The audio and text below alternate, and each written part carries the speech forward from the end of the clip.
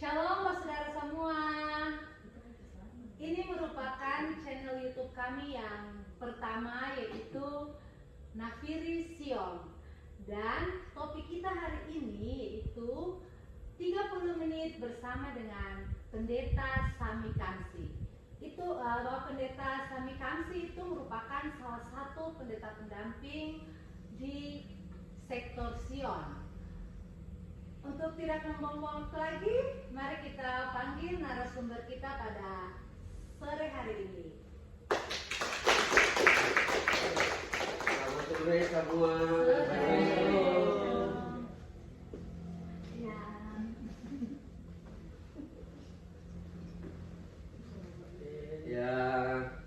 Ya, Pak Pen, siap. Ya, Pak Pen, apa kabar? Baik. Iya. Pak Pen itu kepanjangannya Pak Pendeta ya, saudara-saudari. Itu merupakan panggilan akbar. Perkenalkan, ini merupakan Bapak Pendeta yang tadi sudah kami singgung di awal. Bagaimana Bapak Pendeta kabar hari ini? Baik. Baik, luar biasa. Ya, sangat luar biasa. Iya. Jadi channel kita saat ini itu kepo, channel kepo hari ini topiknya. Kepo tentang perjalanan Bapak Pendeta dari awal hingga sampai sekarang menjadi pendeta itu ceritanya seperti apa. Karena pernah disinggung oleh Bapak Ketua Unit bahwa Bapak Pendeta itu dulunya apa Bapak Ketua? Suka molo-molo. Oh, suka molo-molo. Devin namanya Iya. Devin. Jadi ceritanya bagaimana Bapak? Mungkin bisa diceritakan? Oh iya, saudara semua selamat sore, shalom.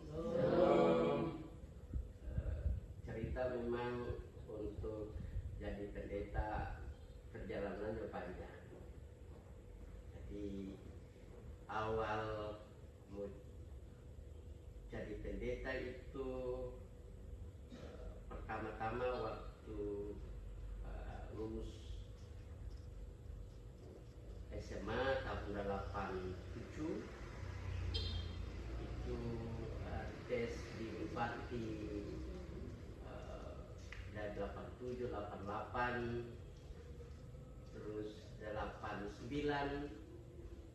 tes di akhir angkatan pertama. Oh, sempat Tapi mau semuanya kesempatan. tidak lulus. Malah waktu itu om saya dosen di FKIP Bupati mengajak untuk ikut tes di akhir angkatan pertama tahun 89. Tapi saya lulus, padahal itu jatah dari beliau, tapi ternyata tidak lulus. Nah, pada saat tidak lulus, akhir angkatan pertama tahun 89 itu langsung ambil keputusan untuk pulang kampung. Bukan kecewa, tidak. Tapi ada hal yang digerakkannya, Tuhan menggerakkan kita pulang. Ternyata waktu pulang di desa Namara itu sudah dipengaruhi oleh ajaran baru. Ya, ini salah satu ponaan dari saudara Muslim. Bagi masyarakat di Maluku termasuk di Namara itu percaya tentang kebangkitan orang mati, dan kebangkitan orang mati termasuk ponaan ini. Jadi informasi dia bangkit di Jawa, lalu kembali ke Namara, lalu semua orang itu sudah percaya sekali bahwa dia benar-benar bangkit, dan tanpa sadar dia telah mempengaruhi banyak orang untuk percaya yang bersangkutan. Ponan itu namanya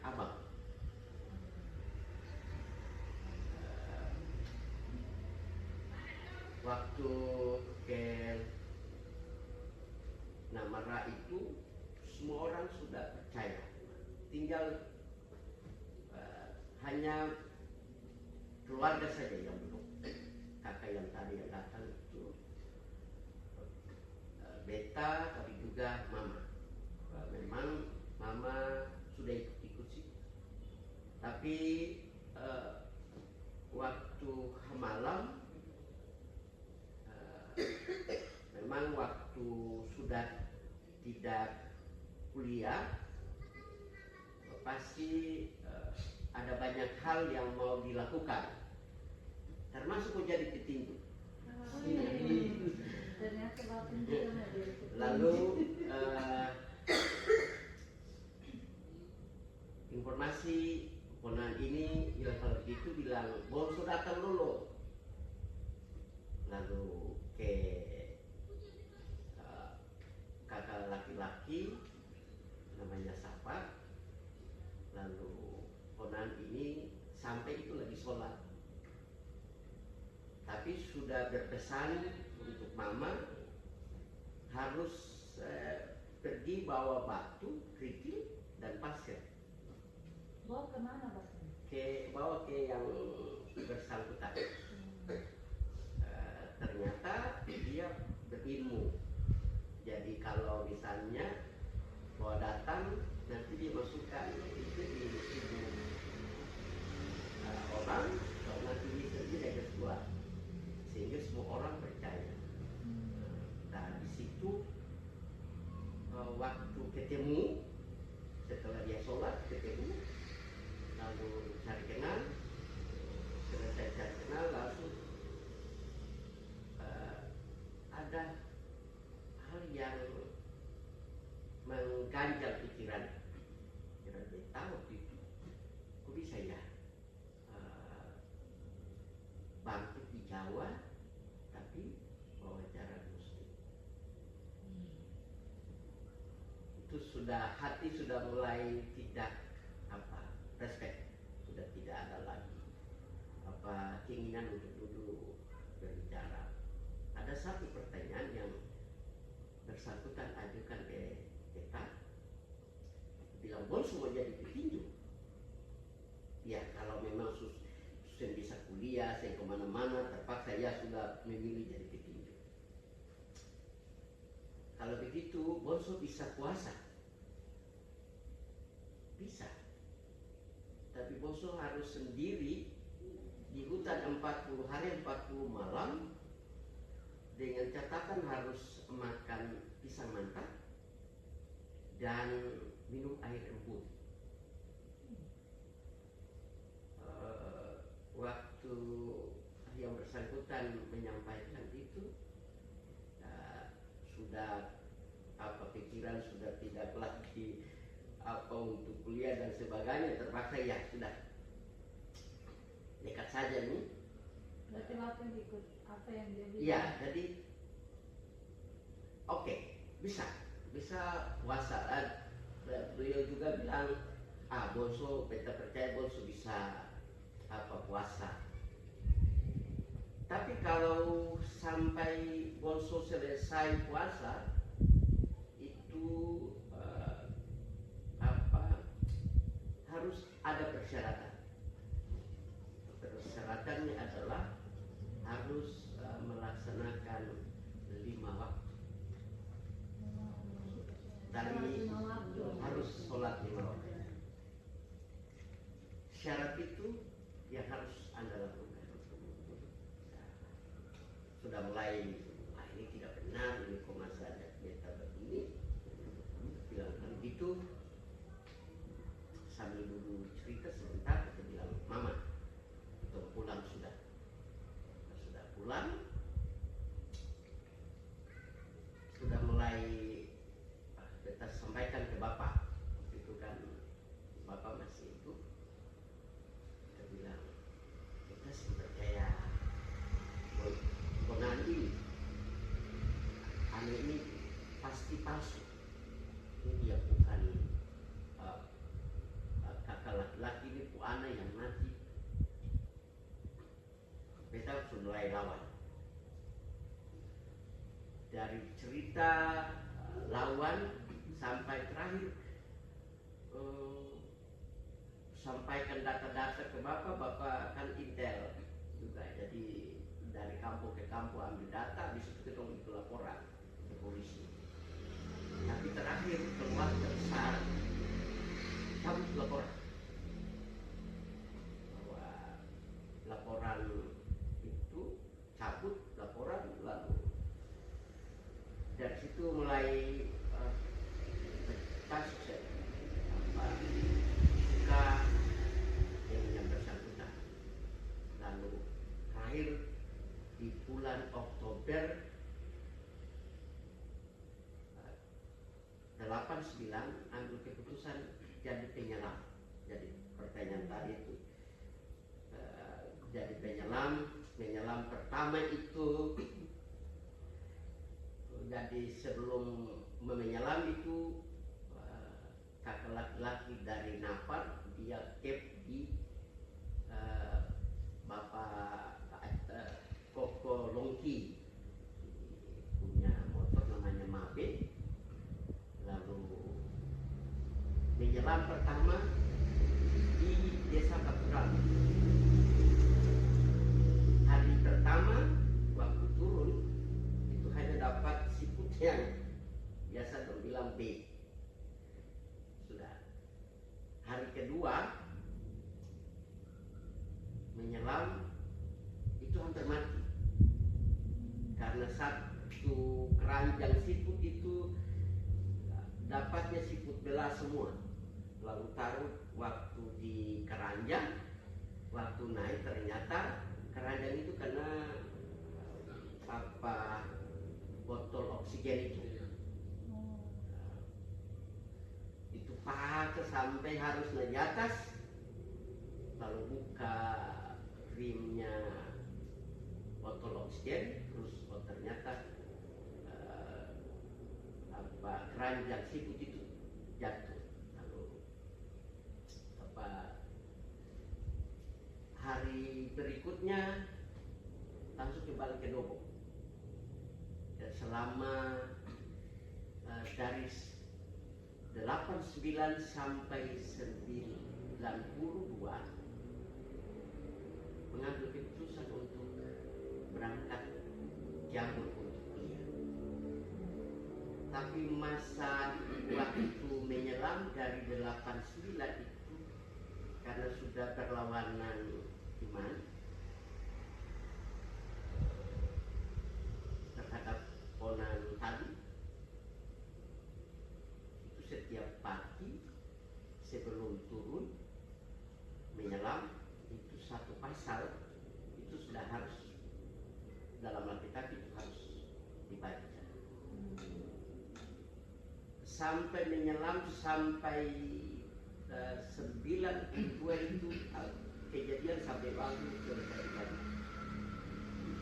Cuma memang sih sahabat semuanya. Jadi selama dari 89 sampai 92 awal itu Alkitab itu dan kejadian sampai wahyu selesai baca. Ada dari pagi, siang baca, malam, sore baca sampai selesai. Jadi ambil keputusan harus berangkat untuk kuliah pendidikan. Ceritanya gitu.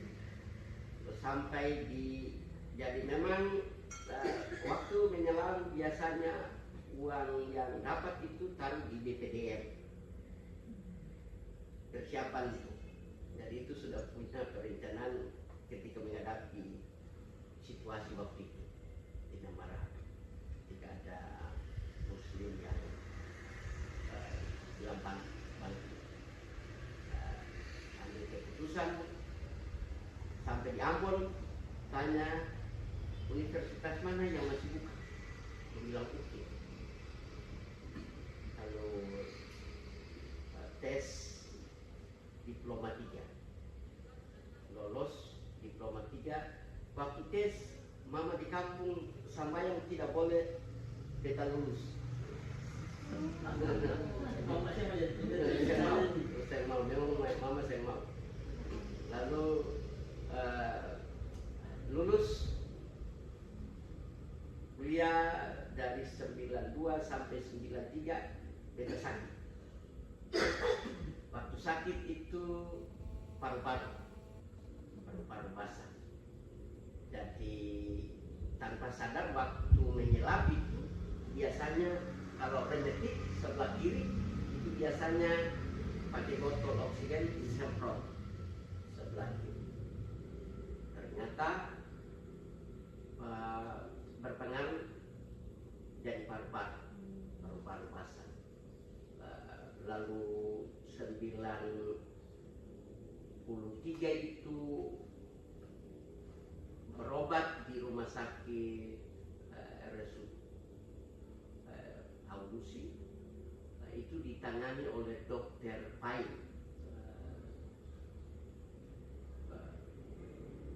Beliau sodot cairan dari paru-paru. Waktu itu dokter bilang perhatikan untuk pasien ini waktu disodot cairannya itu kalau sudah lampu merah itu sudah warning, jadi harus selang patah, selang cairan itu harus patah. Jadi waktu cairan pertama itu kuning, cairan kedua itu sudah darah. Menurut dokter kalau tidak disodot waktu itu pasti lumpuh. Tapi puji Tuhan sodot sampai selesai. Pada saat waktu dokter bilang kalau sudah keringatan terus napas sudah sesak, segera patah selang. Jadi waktu itu mama di daga, jadi tiba-tiba napas mulai sesak, sudah mulai berkeringat, terus untuk patah selang. Patah selang itu langsung napas mulai kembali. Nah, dari 93 itu selesai sembuh pas ulang tahun. Langsung teman-teman semua datang tanggal 15 April, semua datang dan langsung syukur kesembuhan. Dari situ mulai menekuni tugas-tugas, mulai selesai kuliah itu 96,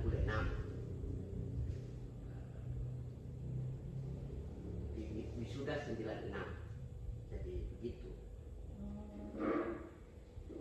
Jadi awalnya dari hampir jadi petinju sampai jadi penyerang dan akhirnya memutuskan untuk Jadi pendeta. Jadi 96 itu Bapak sudah selesai. Lalu proses selanjutnya di vikaris dulu atau Ya. lama lagi menunggu? 98. 98 itu vikarisnya di Port. Kei besar. Biasa orang bilang Tanjung Gurang, Ujung Utara. Jadi Bapak sempat vikaris di situ berapa lama Bapak? 1 tahun. 1 tahun. Waktu vikaris 98 sampai 99 selesai itu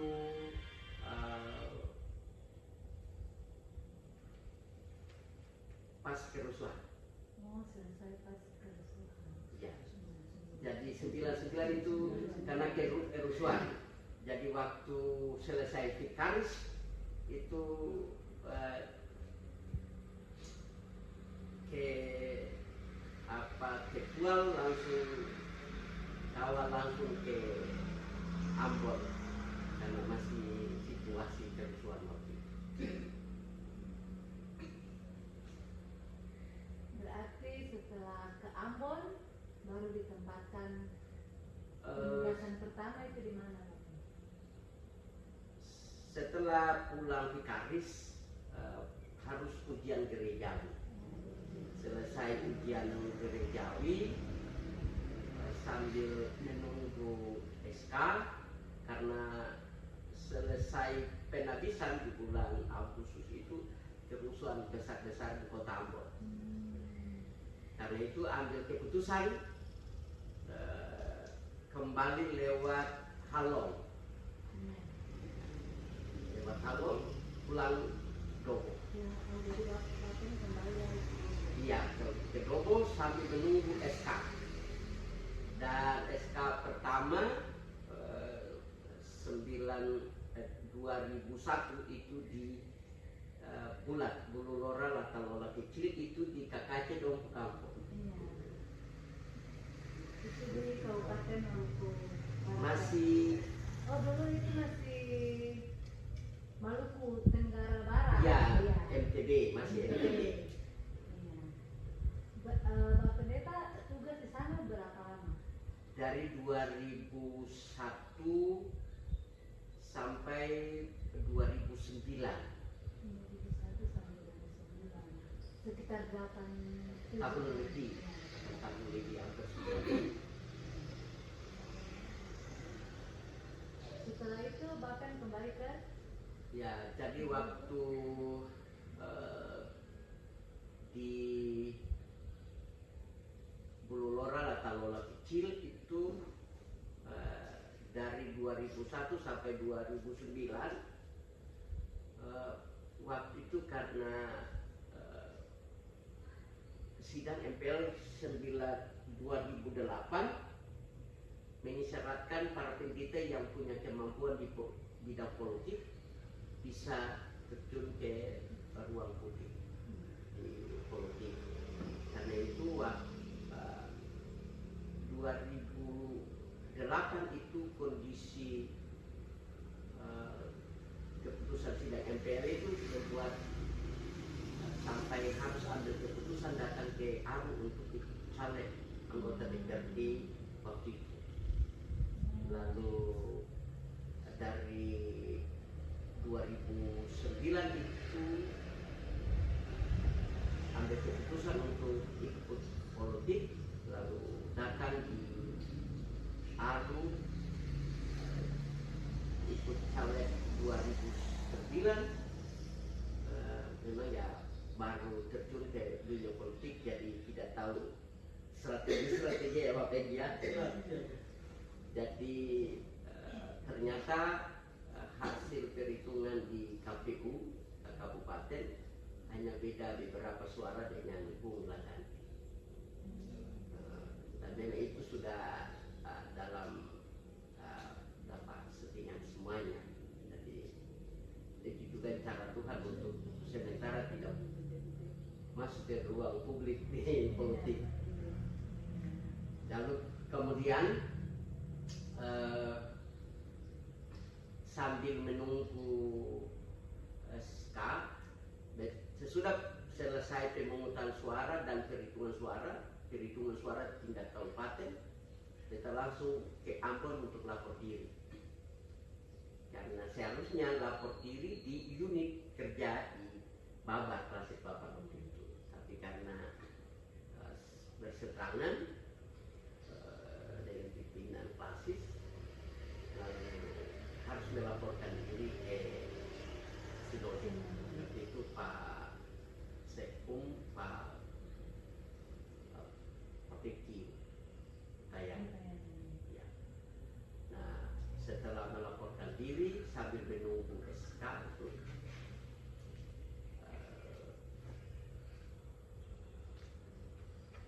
sambil menunggu SK kita balik ke Dobo. Sambil di Dobo tidak ada tugas-tugas yang mesti dilakukan, ya bergabung dengan Yayasan Citadina yang menggeluti masalah lingkungan. Nah, karena itu mulai terlibat dengan yayasan selama 1 tahun. Yang 2010 di bulan Juli itu pindah ke Sia. Dari Sia 2017 diisian. Dari 2017 ke Pokcitur sampai 2023. Dan 2023 pindah ke Sinar Kasih dan sampai sekarang dan bergabung dengan teman-teman di sekarang pendamping Vision Television. Jadi itu merupakan perjalanan Bapak Pendeta ya. Kira-kira suka duka yang Bapak Pendeta alami selama menjadi pendeta ada kesan? Ada sangat. Memang untuk jadi pendeta gampang suka ya, suka dukanya ada. Kita masih ingat pernah bawa rumput laut dari Semlaki ke Bululora Latalola di Jemaat Bulat. Ada satu bapak setelah bawa agar-agar dari Semlaki ke Marcella di Bululora, ada satu bapak bilang, PDT ini cari kerja. Itu sekitar jam 5. Dia bilang, PDT ini cari kerja saja, nanti lihat ikan makan kasih habis. Kita kenal, tidak jawab, memang untuk bicara sedikit jauh, tapi dengar bicara. PDT ini cari kerja saja, nanti dia ikan makan kasih habis untuk agar-agar. Ya, jadi waktu bilang begitu, sekitar jam 5 kita bilang, Tuhan, kalau Tuhan utus beta ke jemaat ini, maka beta sebagai alat, dan beta mau melakukan sesuatu untuk jemaat ini, dan kami Tuhan kasih hikmat supaya beta bisa melakukan ini bukan Pak beta, tapi Pak Tuhan. Sampai langsung kita bilang Pak Sekretaris jemaat, namanya Bu Eli Budiwan. Eli tanggung jawab agar-agar ini harus sampai di Bululora dan aman. Kamu jalan kaki, kamu dengan kapal bero, di sana bilang bero, lalu dondeng bero, kita jalan dari Latalola besar ke Bululora, sampai Eli belum sampai. Tunggu sampai kita bilang, Eli, agar-agar itu osi aman kanaka. Besok hari Minggu. Hari Minggu kita bilang Bapak Diaken Ucu dengan tua agama aku. Kita bilang, Udong bantu beta dulu bikin rakit. Lalu bikin rakit, Bapak bilang sebentar ini bantu beta pakai ikat agar-agar ini. Tapi bagaimana mau mematahkan argumentasi Bapak biasa ketemu Bapak panggil Bapak Anus, ya, Bapak Yampes. Wah, ini kalau saya bikin sesuatu yang nanti habis ini kamu kasih apa lagi ikan samandar, kasih tong kasih habis. Sampai kamar kita lihat pulang kan kalau ini lubang, lalu ambil kain lalu menjahit lubang itu. Pulang ini sudah lama jadi pakai, sudah dirakit sudah. Lalu kita ambil itu pelambu, kita bawa turun, ikat, taruh di apa yang rakit. dari rakit itu pas taruh langsung dengan keluarga dengan biarkan langsung taruh di laut aman, oh sudah aman. Agar itu pas selesai itu taruh langsung di Lawawang untuk kegiatan menyongsong 17 Agustus 2007. Jadi pergi pas 1 minggu kegiatan pertandingan seka dan sebagainya, tarian itu seka. Lalu pertandingan lomba-lomba selesai, kita pulang begini, rakit susah ada. Padahal gelombang itu jadi satu, gelombang waktu itu badai Katrina dari Australia Utara, kasih naik perahu semua di darat. Rakit itu di mana? Aku, tua itu rakit di mana? Dibilang saya tahu.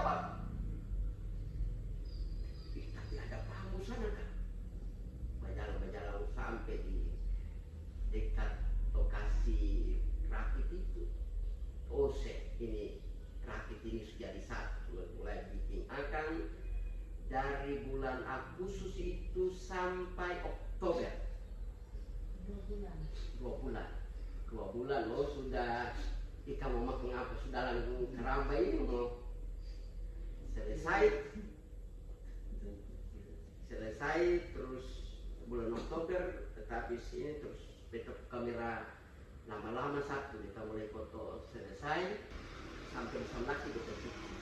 Habis itu kita bikin proposal ini satu kita bawa akan di dinas perikanan waktu itu Uceni Sabono kepala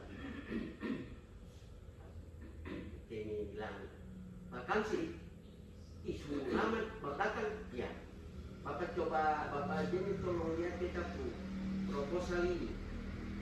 Terus kita melampirkan dengan foto agar-agar yang mulai bagus kok. Untuk bilang, ini baru kerja. Bapak besok balik, Bapak besok balik. Tapi beta ada perlu, beta ada urusan sedikit jadi Bapak besok balik. Beta jam 10 beta datang di kantor.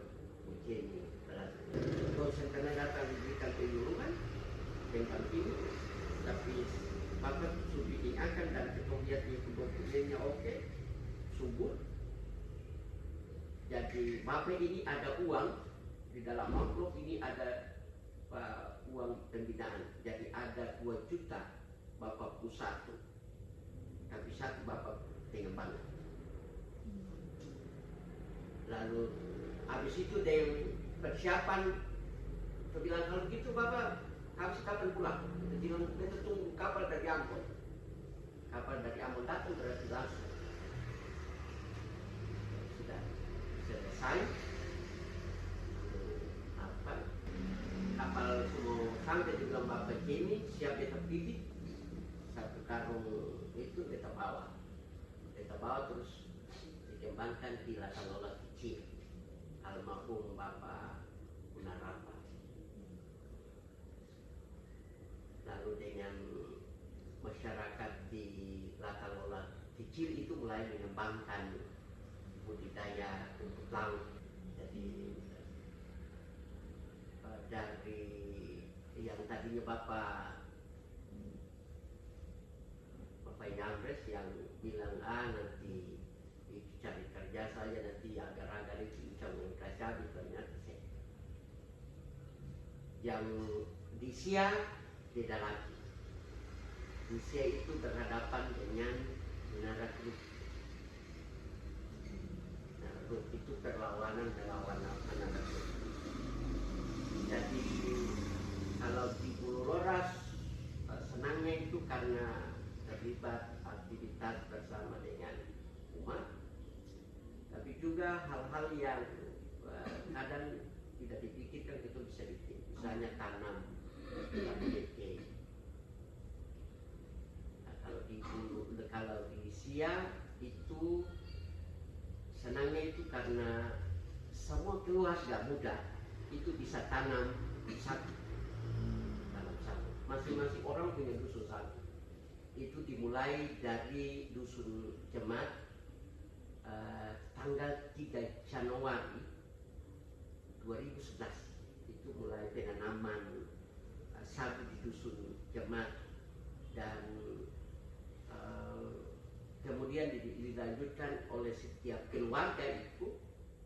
Setiap hari Jumat itu harus tanam 3 pohon anakan sagu.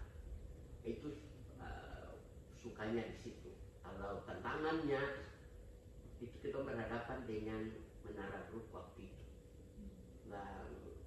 Langkah-langkah yang kita bikin untuk menghambat, mulai bikin petisi, melakukan aksi dan didukung oleh semua orang, termasuk sekarang Bapak Cek Manuputi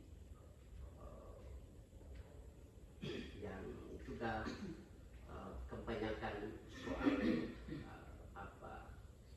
eksploitasi yang ingin ambil hak masyarakat adat. Nah itu di Siak. Kalau di Pokjitur, di Siak, kalau harus bagaimana cara untuk bayar tapel, ya harus bakti cari keraka untuk bisa menutupi tanggungan nelayan. Nah, kalau di Pokjitur sama. Jadi di Pokjitur itu salah satu perlawanan melawan Haji Isam, yaitu peternakan sapi. Nah, sampai terakhir harus melawan salah satu putra desa itu bilang begini, gereja ini senterna kasih uang for umat berbawa persembahan, tapi saya mau terima perusahaan. Kita masih ingat di Denah tanggal 27 Oktober 2017 waktu melawan Haji Isa itu dengan doa. Saat berdoa, kita bilang kalau Don betul datang untuk mau mensejahterakan masyarakat di Pokjitur, Tuhan berkati. Tapi kalau Don datang dengan maksud untuk merampas tanah-tanah masyarakat, maka Tuhan tidak berkenan. Dari situ mulai lawan.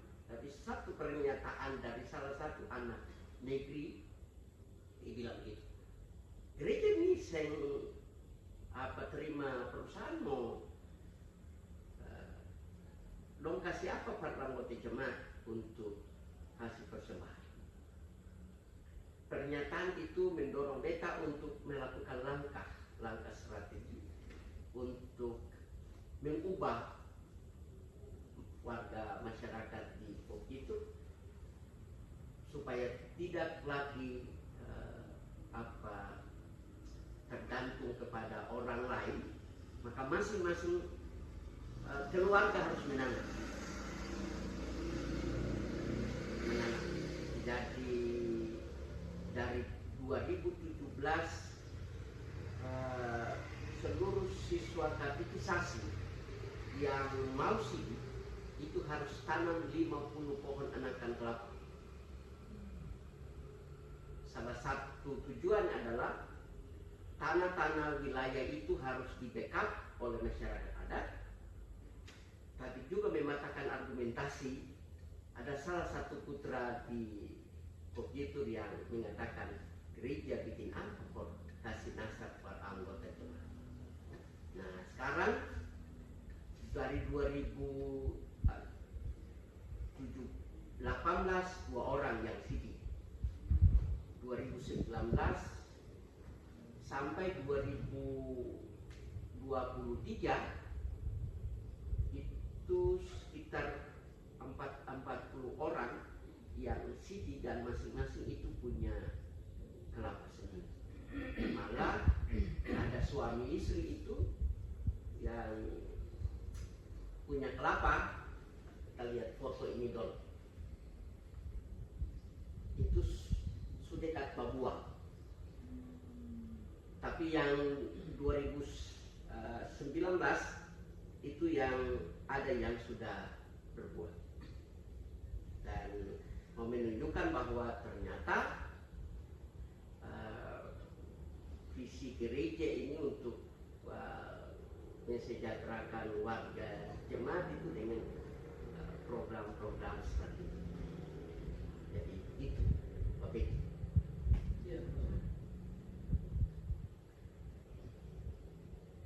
Ya, mungkin ada yang mau masih kepo. Kita bakal mungkin motivasi buat teman-teman pelayan untuk ke depan melayani lebih baik lagi kita dapat. Ya. Kita motivasi untuk datang pelayan. Iya, menjadi pelayan itu pasti di tantangan ada, tipu hambatan ada, tipu suka duka ada, tapi jangan lupa bahwa Tuhan kalau panggil itu pasti dia menyertai, dia melengkapi.